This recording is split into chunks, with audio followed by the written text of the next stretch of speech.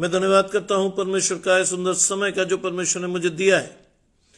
मैं विशेष धन्यवाद करता हूं प्रभु में मेरे भाई अनुपम डेविड, अपनी भाभी शबनम डेविड जी का, जिन्होंने मौका मुझे दिया कि मैं आपके समक्ष उपस्थित हो सकूं और हम सब परमेश्वर के वचन में चलकर कुछ सीखने वाले हों। आइए परमेश्वर के वचन में चलने से पूर्व अपनी आंखों को कुछ समय के लिए बंद करेंगे और परमेश्वर से पवित्र आत्मा के दान को मांगेंगे। हम प्रार्थना करेंगे। तमाम आशीषों के देने वाले परमेश्वर यीशु मसीह में हमारे बाप और खुदा, हम धन्यवाद करते हैं इस सुंदर अवसर के लिए जो कि आपने हमें दिया है। विश्वास रखते हैं प्रभु कि हमारी आशीषें आपकी ओर से हैं। जितने आराधकों को आपने चुना है, बारी बारी से सभी को अपनी आशीषें लेने के लिए भेजें, जिससे कि वो अपनी आशीषों के साथ आज के दिन में बढ़ने वाले हों और आपका हाथ उन पर बना रहे। यीशु मसीह के पवित्र और मीठे नाम से मांगते हैं, आमीन।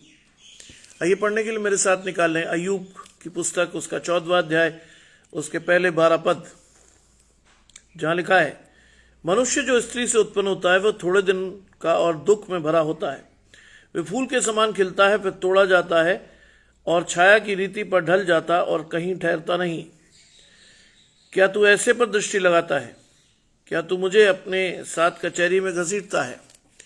अशुद्ध वस्तु से शुद्ध वस्तु कौन निकाल सकता है? कोई नहीं। मनुष्य के दिन नियुक्त किए जाते हैं और उसके महीनों की गिनती तेरे पास लिखी है, और तूने उसके लिए ऐसी सीमा बांधी है जिसे वो पार नहीं कर सकता।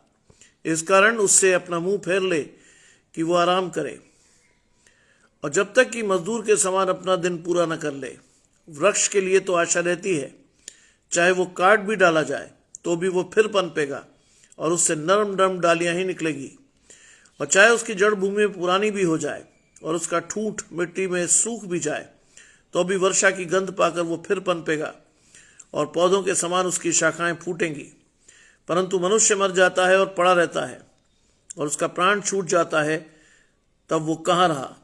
जैसे नील नदी का जल घट जाता है और महानद, वैसे जैसे महानदों के जल सूखते सूखते सूख जाता है, वैसे ही मनुष्य लेट जाता है और फिर नहीं उठेगा।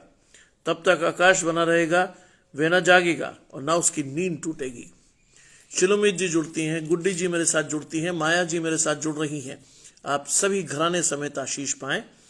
और आज का वचन अय्यूब 14वां अध्याय, उसके पहले 12 पद आपके और मेरे लिए एक आशीष है, जिसमें परमेश्वर हमें बहुत कुछ सिखाएगा, दिखाएगा। अय्यूब 14वां अध्याय 1 से 12 पद लिखा है, मनुष्य जो स्त्री से उत्पन्न होता है वह थोड़े दिनों का और दुख भरा रहता है। यानी एक सामान्य व्यक्ति जो एक सामान्य तौर से इस संसार में आता है, उसका जीवन दुख भरा रहता है। वो थोड़े दिन तक इस संसार में रहता है और उसके जीवन में कोई सुख नहीं होता, क्योंकि वो परमेश्वर की ओर से नहीं है। अगर आप बाइबल को ध्यान से पढ़ें तो बाइबल कहती है कि जो व्यक्ति नया जन्म पाते हैं, यानी पुनरुत्थान के बाद जिस व्यक्ति को यह समझ में आता है कि उसकी आशीषें शारीरिक नहीं आत्मिक है, तो वो व्यक्ति परमेश्वर के साथ सदा बना रह सकता है। इसीलिए लिखा है, जो स्त्री से उत्पन्न होता है वो थोड़े दिनों का और दुख में भरा होता है। आज चॉइस है आपके पास कि आप इस संसार में आए हैं महिमा से रहित, तो क्या आप और मैं अपने जीवन में जैसे आए हैं वैसे ही लौटेंगे, या मैं और आप विश्वास के साथ बढ़ते हुए परमेश्वर की आशीषों को लेकर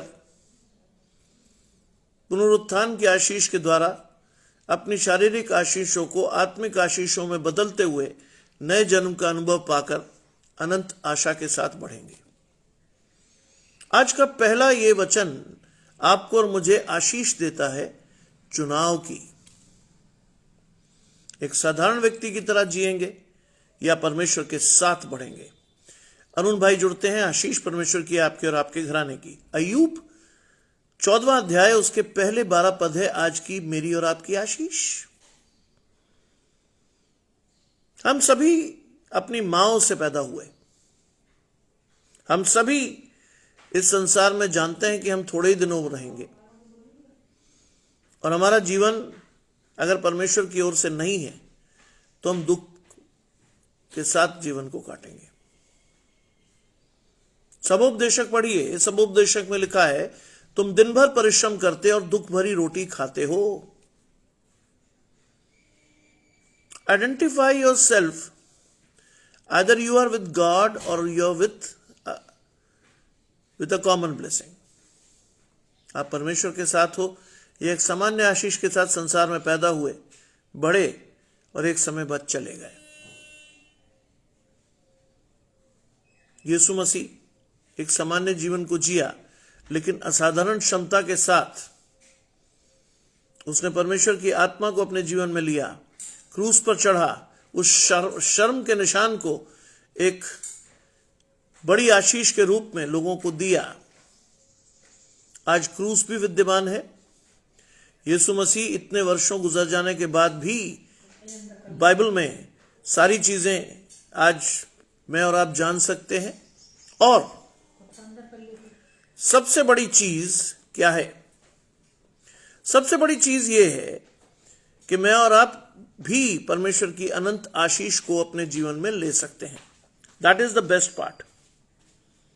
दूसरी आयत कहती है, वो फूल के समान खिलता और तोड़ा जाता है। हम सब व्यक्ति जो हैं अपने जीवन में क्या करते हैं? बच्चे होते हैं, शक्ति से भरे हुए होते हैं, बड़े होते हैं, जवान होते हैं और शक्ति आ जाती है, लेकिन एक समय बाद वो शक्ति का ह्रास होता है और हम इस संसार से तोड़ दिए जाते हैं। वो लिखा है, वो छाया की रीति पर ढल जाता और कहीं ठहरता नहीं। हमारा जीवन भी एक छाया ही है। धीरे धीरे हम बढ़ते हैं।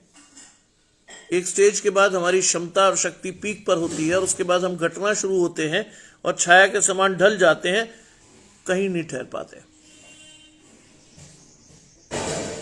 और लिखा है, परमेश्वर आपसे पूछेगा, क्या तू ऐसे पर दृष्टि लगाता है? क्या आप और मैं ऐसी चीजों पर दृष्टि लगाते हैं जिनका कोई अस्तित्व एक समय के बाद नहीं रहेगा, जो आपके और मेरे जीवन में आशीष के रूप में नहीं ठहरेंगी? आज मुझे और आपको इस बात को सीखना है। क्या तू ऐसे पर दृष्टि लगाता है? क्या तू मुझे अपने साथ कचहरी में घसीटता है? एक आम आदमी के जीवन में यही होता है कि उनकी दृष्टि कहां लगी होती है? शारीरिक चीजों पर। आज बहुत से मसीह परिवार आपको मिलेंगे जहां बातचीत बंद है, एक दूसरे की शक्ल नहीं देख पा रहे, प्रॉपर्टी के झगड़े हैं, मार पिटाइयां होती हैं, गाली गलौच होती है, कचहरी में घसीटे जाते हैं, जेल में पड़े होते हैं। परमेश्वर पूछता है, तू क्या ऐसे पर दृष्टि लगाता है? आज परमेश्वर आपसे और मुझसे बहुत स्पष्ट पूछता है, क्या मेरी और आपकी आशीषें आज भी शारीरिक ही हैं? ये मिल जाए, वो मिल जाए, यहां से लूट लें, उसको मार दें, ये कर दें, आज भी हम वही हैं। परमेश्वर का प्रकाशन होने के बाद जो लोग वास्तव में इन शारीरिक लालसाओं में आगे बढ़ते हैं, उनके बारे में बाइबल में लिखा है कि तुम सत्य को जानने के बाद भी अगर मुझसे फिर जाओ तो तुम्हें किस रीति से अपने पास लाया जा सकता है। पौलुस लिखता है, इन्हें किस रीति से अपने पास लाया जा सकता है? ये मसीह को दोबारा क्रूस पर चढ़ाने की कोशिश करते हैं। अय्यूब में आज परमेश्वर का वचन साफ पूछता है, क्या तू ऐसे पर दृष्टि लगाता है? आज आपको और मुझे इस बात को सीखना, समझना, जानना है कि हमारी दृष्टि कहां लगी हुई है। क्या हम परमेश्वर की अनंत आशीषों के साथ बढ़ रहे हैं या आज भी हमारी शारीरिक लालसा वहीं की वहीं? आज अपने आप से पूछिए, इंट्रोस्पेक्ट योर सेल्फ, कि मैं और आप है कहां? क्या है मेरी और आपकी आशीष? कैसे जानते हैं हम अपने आप को परमेश्वर के साथ? कैसे सीखते हैं? बाइबल हमें क्या सिखाती है? क्या हमारे पास वो सीखने वाला मन है जो बाइबल के अनुसार मेरी और आपकी आशीषों को मुझे दे सके, या मैं आज भी ढीठ की तरह संसार में जुड़ा हुआ हूं? याद कीजिए यूहन्ना रचित सुसमाचार, निकोदेमस ने यीशु मसीह से बहुत स्पष्ट पूछा था, क्या मैं मां के गर्भ में दोबारा प्रवेश करके नया जन्म लूं? नहीं। आज आपको और मुझे इस संसार में रहते हुए नए जन्म का अनुभव होना चाहिए, अगर आपकी और मेरी आशीष परमेश्वर की ओर से है। स्पष्ट। चौथी आयत कहती है, अशुद्ध वस्तु से शुद्ध वस्तु कौन निकाल सकता है? कोई नहीं। मैं नहीं कह रहा ये बात, बाइबल में बहुत स्पष्ट रूप में लिखी है। परमेश्वर का वचन आपको स्पष्ट रूप से पूछता है, क्या कोई अशुद्ध वस्तु में से शुद्ध वस्तु निकलती है? नहीं। चेक कीजिए कि आप और मैं कहां हैं। मैं भी कई बार डगमगाता हूं, मैं भी कई बार शैतान के ट्रैप में आता हूं, लेकिन परमेश्वर का वचन मेरे लिए रोशनी है। परमेश्वर का वचन मेरे लिए वो गाइडिंग स्पिरिट है जो मुझे यहां उन चीजों से हटा देती है। अशुद्ध वस्तुओं में से शुद्ध वस्तु कौन निकाल सकता है? कोई नहीं। अनुग्रह की आशीष आपको और मुझे दी ही इसलिए गई है कि मैं अपनी अशुद्धता से शुद्धता की ओर जाऊं, न्याय के दिन निर्दोष ठहरूं, परमेश्वर की दाहिनी ओर जाकर अपनी अनंत जीवन की आशीष को लूं। सबने पाप किया, परमेश्वर की महिमा से रहित है, पाप की मजदूरी मृत्यु है। इस सारी चीजों को आपको और मुझे जानना है, और इसके अनुसार मुझे और आपको तैयार करना है अपने आप को। ध्यान रखिएगा, आज जो भी आप और मैं करेंगे, it is not our blessings, it is the blessing of our family, then it is the blessing of our generations. पीढ़ियों तक की आशीष लेनी है।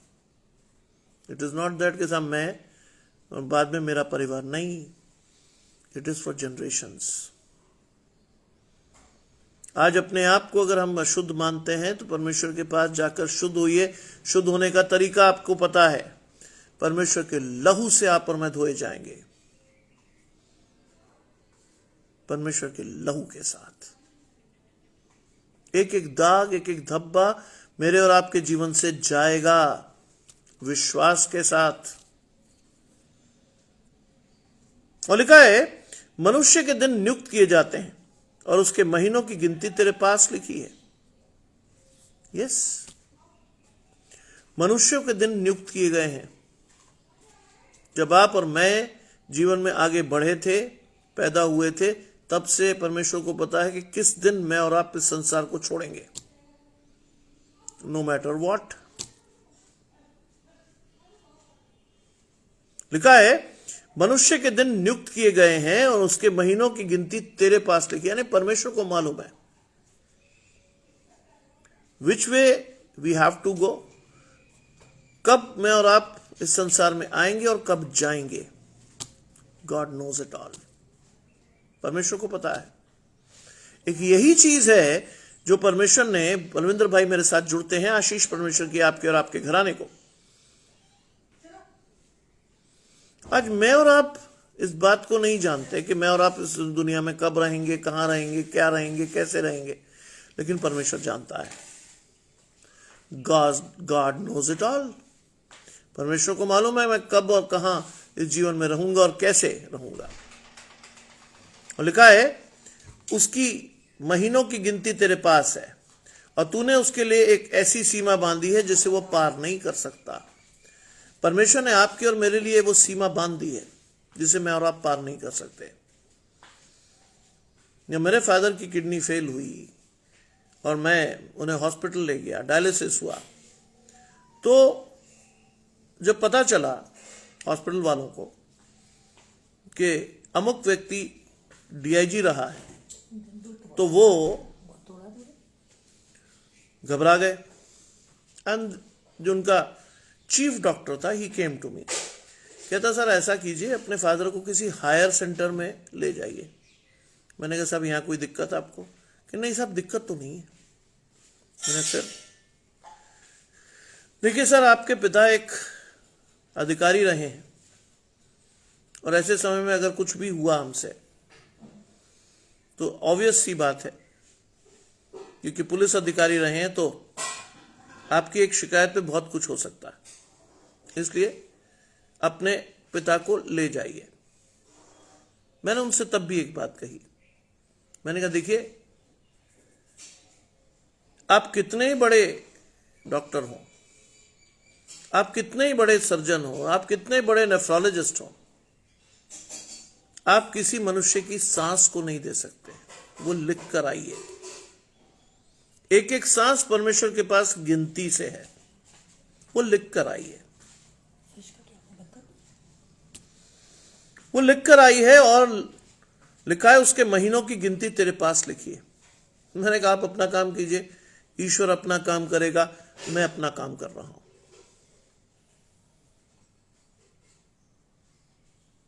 मुझे इस बात की पूरी तरह से आशा थी कि जब तक परमेश्वर ने उन्हें रखा है, उनकी सांसें कोई नहीं छीन सकता,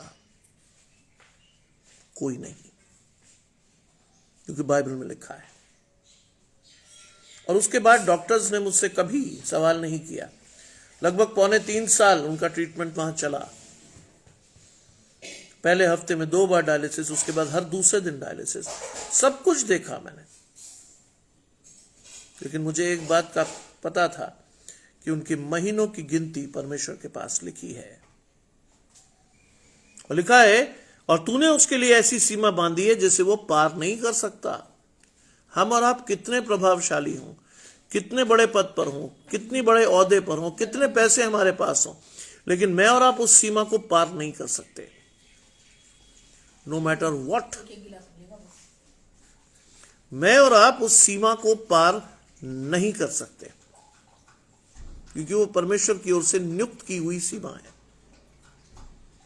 लिखा है, 6ठी आयत कहती है, इस कारण उससे अपना मुंह फेर ले कि वो आराम करे।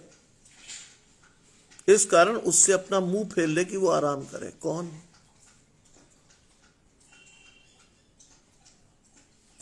आज परमेश्वर कहता है कि मैं और आप संसारिकता से मुंह फेर लें। किसके लिए? अपनी आत्मिक आशीषों को लेने के लिए। आप जानते हैं, अच्छी तरह से बाइबल पढ़िए, नबूकदनेस्सर की आयु परमेश्वर ने बढ़ा दी थी। परमेश्वर कुछ भी कर सकता है, कुछ भी। आज ऐसी शारीरिकता से, ऐसी लालसाओं से मुंह फेर लीजिए, क्या होगा?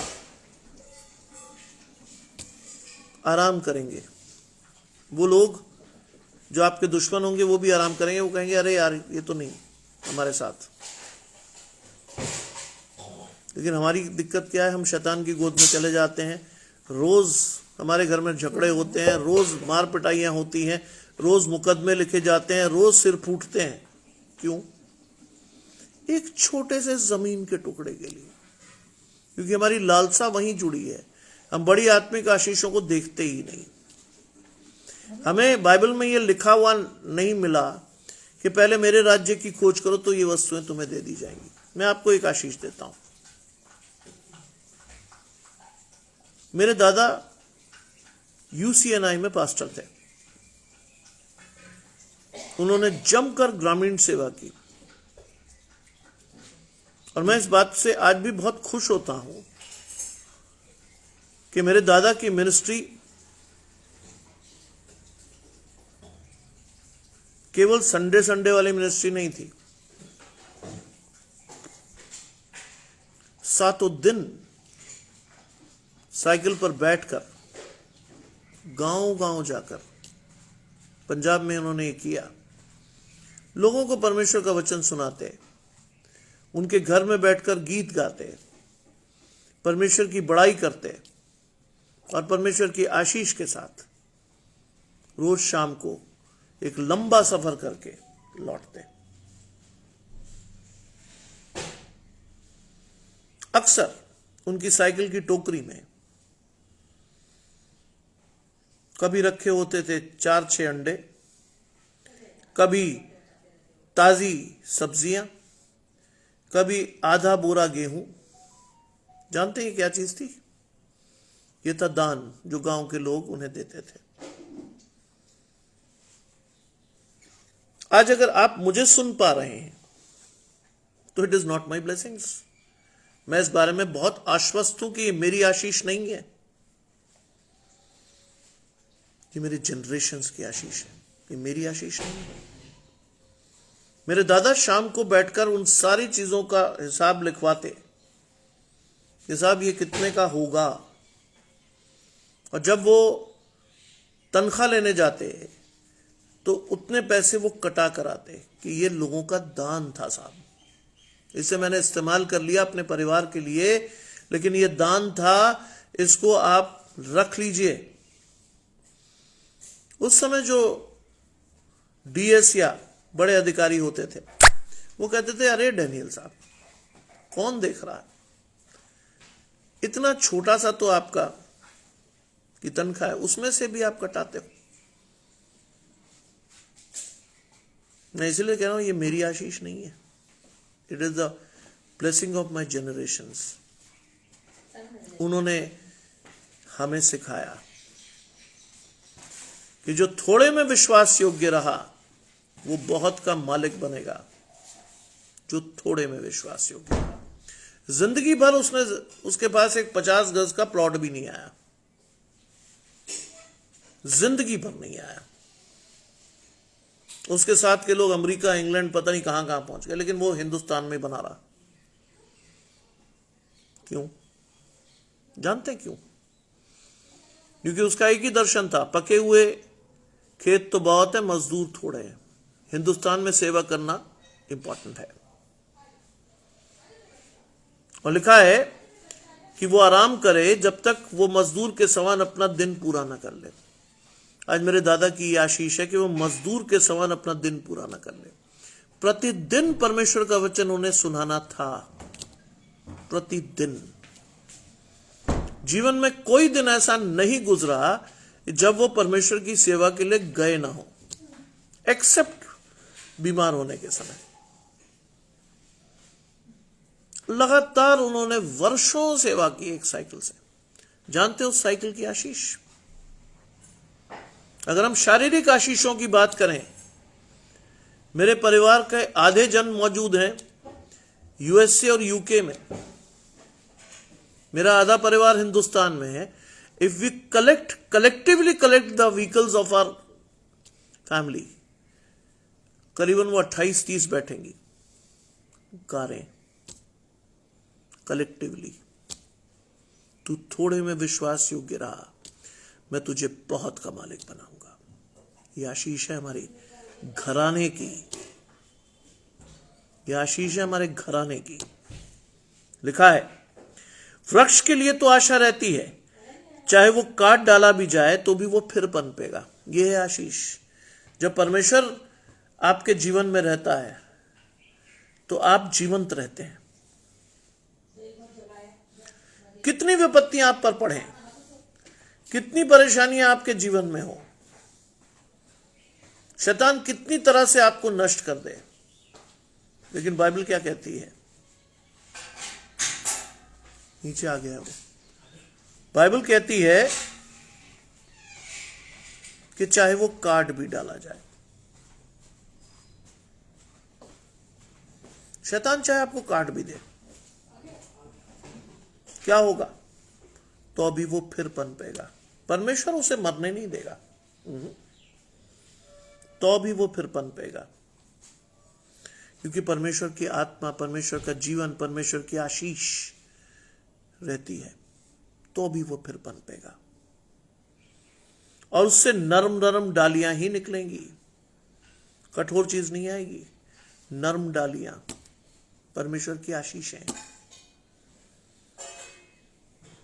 आज उस वृक्ष के समान बनिए जो बहती हुई नालियों के किनारे लगाया गया है, जिसके पत्ते कभी मुरझाते नहीं, और वो परमेश्वर की आशीषें लेकर नियत समय पर क्या होता है? लोगों को देता है। आज मैं और आप तो क्रिसमस ट्री के पीछे भाग रहे हैं, एक निर्जीव पेड़। जीवन का वृक्ष बनिए, काट भी डाला जाए तो भी उसमें से नरम नरम डालियां निकलेंगी। मैं और आप क्या करते हैं? ओहो हो, क्रिसमस पे क्रिसमस ट्री बड़े से बड़ा, ऊंचे से ऊंचा लगाते हैं। क्या दिखाने के लिए? हम परंपरावादी मसीही लोग हैं। मुझसे कई लोग पूछते हैं, why are you anti Christmas tree? मैंने कहा भाई उसका कोई औचित्य ही नहीं है जीवन में। बाइबल को पढ़ लो ना, कहां है उसका जीवन में औचित्य? आज लिविंग ट्री बनिए। एजरा जी मेरे साथ जुड़ती हैं, आशीष परमेश्वर की आपके और आपके घराने। आज जीवित वृक्ष बनिए परमेश्वर के साथ, उसकी आत्मा को लेकर। कितनी परेशानी, कितना दुख, कितनी दिक्कतें आए, आपको शैतान काट भी डाले तो भी आप पनपोगे। तो भी उस निर्जीव क्रिसमस ट्री से क्या लोगे आप? कुछ नहीं। वो आपकी आशीष नहीं है। लेकिन परंपरावादी मसीह लोग cake, Christmas tree, Santa Claus, यह है आपकी आशीष। मैंने कल क्लास में यह बात पूछी। जानते हैं बच्चों ने क्या कहा? नॉन क्रिश्चियन बच्चों ने, सर जीसस क्राइस्ट का बर्थडे तो नहीं है वो। कोई संत निकोलस थे जिसको सेंटा क्लॉज के रूप में जानते हैं, उनका बर्थडे है। यह है आज के लोगों की स्थिति। यह संदेश दे रहे हैं आप और मैं। यह संदेश मेरे एमए की क्लास बता रही थी मुझे। ये छोटे बच्चे नहीं, कोई 20, 22, 23 साल के बच्चे मुझे बता रहे थे कि साहब कोई निकोलस का जन्मदिन है सर, वो सेंटा क्लॉज जो कहलाते हैं। ये है आज स्थिति। और लिखा है उससे नर्म नर्म डालियां ही निकलेंगी, चाहे उसकी जड़ भूमि में पुरानी भी हो, उसका ठूठ मिट्टी में सूख भी जाए, कुछ भी हो, इन एनी गिवन सर्कमस्टेंसेस, कुछ भी हो, अगर आप परमेश्वर से हैं तो क्या होगा? वर्षा की गंध पाकर आप फिर से पनपेंगे। क्या है वर्षा की गंध? परमेश्वर की आशीष है। हम गाते ना, होवेगी बरकत की बारिश, there shall be a shower of blessings. यह है वर्षा की गंध पाकर वो फिर पनपेगा। फिर परमेश्वर के जन को आप समाप्त नहीं कर सकते, किसी भी कंडीशन में नहीं। परमेश्वर की आशीष उसको फिर मिलेगी, वो फिर पनपेगा और पौधे के समान उसमें शाखाएं फूटेगी। पौधे के समान उससे शाखाएं फूटेंगी। आप क्या सोचते हो? मसीहत कोई हंसी मजाक है? नहीं। It is a living way to stay with God.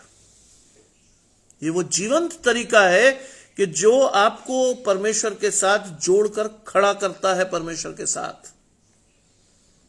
It is not a religion basically. कई लोग इसे धर्म मानने की गलती कर जाते हैं। नहीं, अगर धर्म होता तो यूहन्ना 3:16 में ये कभी नहीं लिखा होता कि परमेश्वर ने संसार से ऐसा प्रेम किया कि उसने अपना इकलौता पुत्र दे दिया ताकि जो कोई, ये नहीं लिखा होता। ये कभी नहीं लिखा होता कि जो कोई उस पर विश्वास करे नाश ना हो वरन अनंत जीवन पाए। जो कोई। Don't term Christianity as a religion. धर्म नहीं है वो। It is a way of life to stay with Christ in a most marvelous way to have your life in abundance. ये वो तरीका है जिससे आप और मैं परमेश्वर के साथ जुड़कर, यीशु मसीह के साथ जुड़कर अधिकाई का जीवन पा सकते हैं। कोई भी, anyone, anyone। आज आपको और मुझे इस बात को देखना है कि मुझे और आपको इस जीवन में विश्वास के साथ क्या करना है? अपनी आशीषों को लेना है।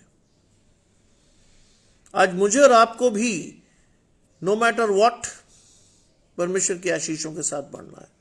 शैतान हमारे साथ जो भी करे, लेकिन अगर हम परमेश्वर के साथ हैं तो हम फिर पनपेंगे, फिर डालियां हमारे जीवन से निकलेंगी, फिर हमारी आशीष बरकरार करेगा परमेश्वर। आज सुबह जब मैं उठा, जो मेरी आदत है, मैं जल्दी उठता हूं।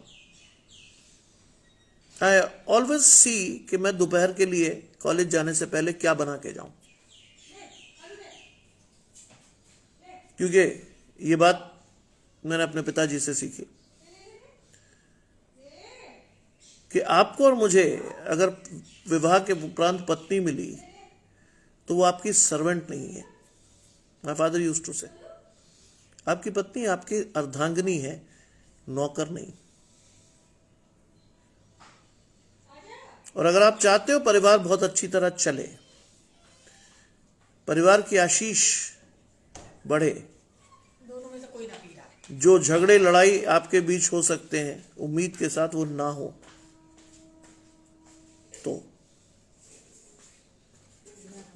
बराबरी से परमेश्वर के साथ बढ़कर अपनी आशीषों को लीजिए, बराबरी से। ये नहीं कि साहब, कई लोग तो बहुत ही ढीठ होते हैं, सुबह उठकर वो बैठे रहते हैं जब तक बीवी बेचारी उठकर चाय ना बनाकर दे। नो, ये आपकी आशीष नहीं है। अगर आपने किसी को ब्याहा है, आपने किसी के साथ शादी की है, तो you are equally responsible for the welfare of your house. मुझे मालूम है कि 9:30-10 बजे के बाद मैं कॉलेज में होऊंगा और सारा दिन दौड़ना मुझे, लेकिन सुबह उठकर भी मेरी जो जिम्मेदारी बनती है, उस जिम्मेदारी को मैं निभाने में चूकता नहीं। लिखा है, 10वीं आयत कहती है, परंतु मनुष्य मर जाता है और पड़ा रहता है और उसका प्राण छूटता है, वो कहां रहा। मेरे एक स्टूडेंट थे, रेवरेंड पर्सी सॉलोमन, मैंने उन्हें पढ़ाया था। उसकी बात मैं हमेशा याद रखता हूं।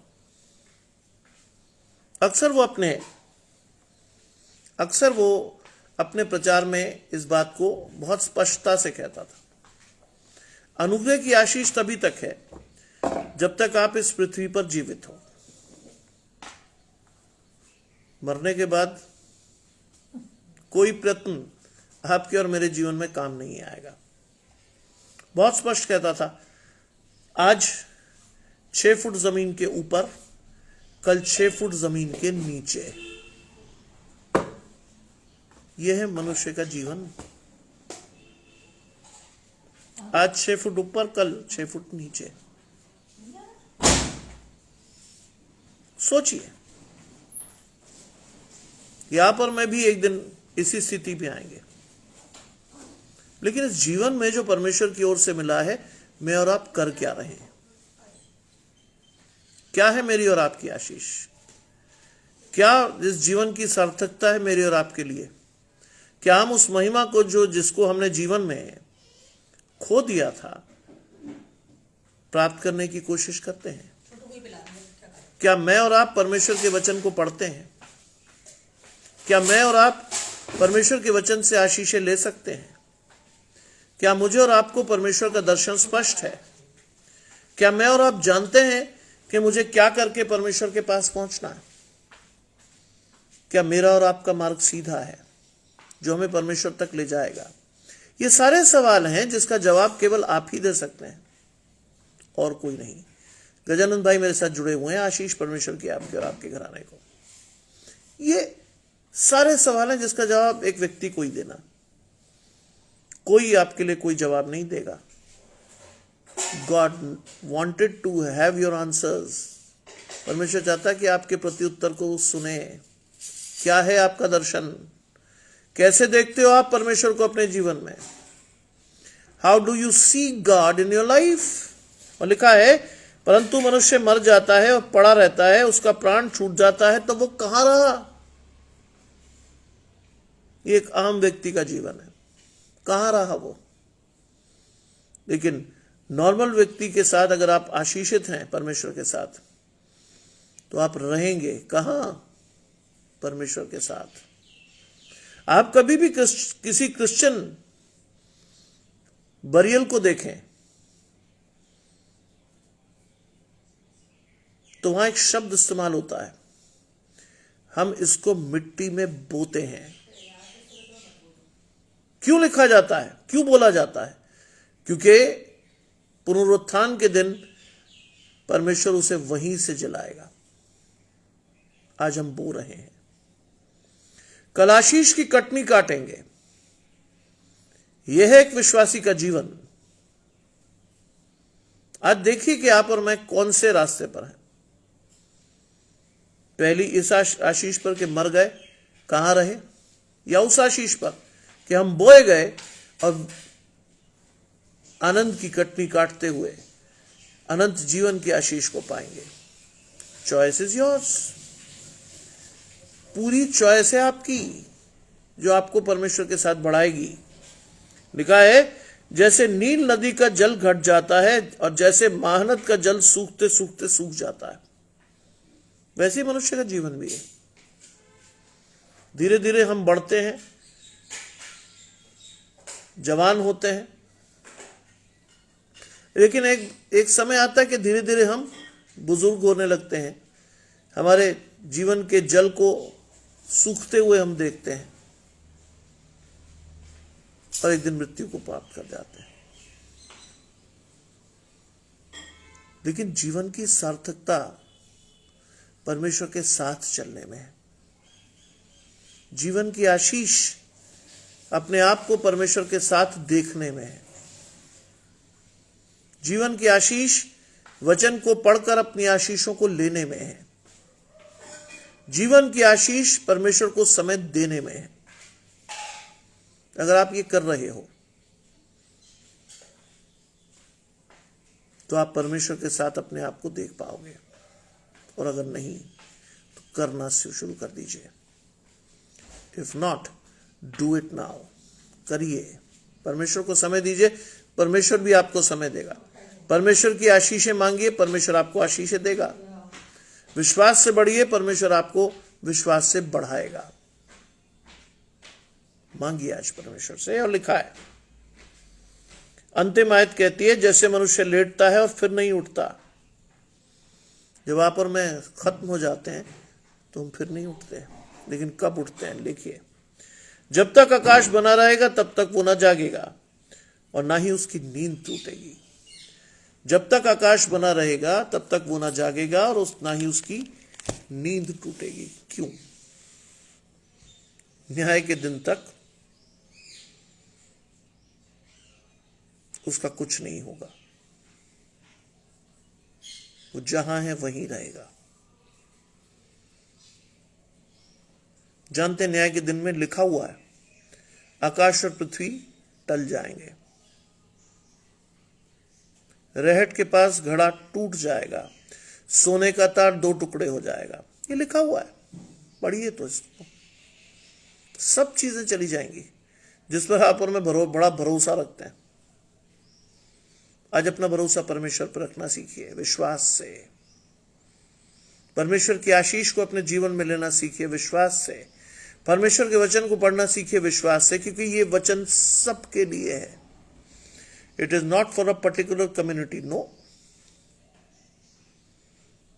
ये किसी पर्टिकुलर कम्युनिटी को नहीं दिया गया था, सबकी आशीष थी ये। आज आपने और मैंने उस यीशु मसीह को बांट लिया है, लेकिन परमेश्वर ने कभी नहीं बांटा उसको। उसने सबके लिए आशीष को दिया। हमने बांट लिया डिनोमिनेशन में, तू मेथोडिस्ट, मैं CNI, तू पेंटिकॉस्टल, तू पैरा चर्च, तू ये तू वो। परमेश्वर ने नहीं बांटा था। आज मैंने और आपने डिवाइड कर दिया है परमेश्वर को भी। आज परमेश्वर के साथ जुड़िए। एक क्रूस का संदेश कहता है, मैं नहीं, हम। आज मुझे बहुत खुशी हुई ये जानकर कि 1908 से प्रतिवर्ष जनवरी में एक 8 दिन का फेस्टिवल मनाया जाता है, जिसमें सारे चर्चेस मिलकर पार्टिसिपेट करते हैं। 18 कहते हैं उसको। 1908 से परंपरा चल रही है। सारे चर्चेस मिलकर परमेश्वर की स्तुति में भाग लेते हैं। सारे चर्चेस बढ़कर परमेश्वर की आशीषों को अपने जीवन में लेते हैं। सारे चर्चेस बढ़कर परमेश्वर के साथ आगे बढ़ते हैं, अपनी यूनिटी दिखाते हैं। आज मैंने और आपने यीशु मसीह और परमेश्वर को बांट लिया है। बाइबल में कहीं नहीं लिखा ऐसा।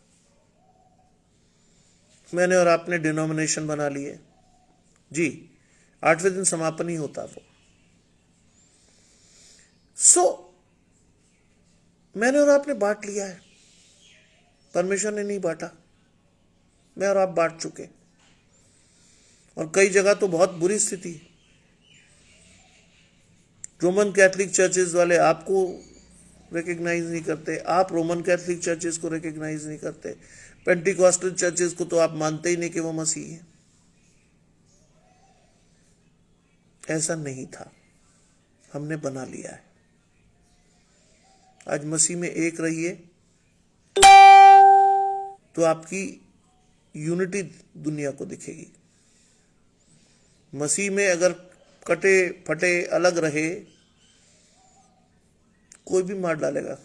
बाइबल में लिखा है, शैतान आपको अकेले करके क्या करता है? फाड़ देता है। एक जुड़े रहोगे एक दूसरे के साथ, कोई कुछ नहीं कर सकता। लेकिन अगर हट गए, अलग हो गए, अकेले हो गए, शैतान कभी भी अलग ले जाकर फाड़ देगा। चॉइस फिर आपकी। आपको परमेश्वर के साथ रहना है, उनके लोगों के साथ रहना है, विश्वास के साथ बढ़ना है, लोगों को उनकी आशीषें देनी है, अपनी आशीषें लेनी है। विश्वास से परमेश्वर को समय देना सीखिए। आपकी आशीषें द्वार पर हैं। मांगिए परमेश्वर से, प्रभु मेरी आशीष मुझे दे, मेरे विश्वास को मुझे बढ़ा, और मैं सीख सकूं तेरे साथ बढ़कर अपनी आशीषों को लेना। आज का दिन इन आशीषों के साथ बढ़िए। परमेश्वर इन आशीषों के साथ आपको और मुझे बढ़ाना चाहता है। संदेह मत कीजिए, विश्वास से अपनी आशीषों को लीजिए, क्योंकि हम परमेश्वर में एक तन होकर बढ़ाए गए हैं। आज मैंने और आपने उस तन के कई टुकड़े कर दिए हैं। परमेश्वर ये सुनकर खुश नहीं होता, क्योंकि क्रूस का सीधा स्पष्ट समाचार है, मैं नहीं हम। आज इस फीलिंग को लेकर विश्वास से बढ़िए। प्रभु आपकी आशीषें आपको देगा। आइए प्रार्थना करें। तमाम आशीषों को देने वाले परमेश्वर यीशु मसीह में हमारे बाप और खुदा, हम धन्यवाद करते हैं सुंदर अवसर के लिए जो कि आपने हमें दिया है। जितने भी जन यहां जुड़े हैं प्रभु, उनमें से एक भी अपना प्रतिफल न खोए। हमारे घर की 3 बेटियां इस समय 12th के एग्जामिनेशन को लिख रही हैं, मायरा, ईशा और अंबर।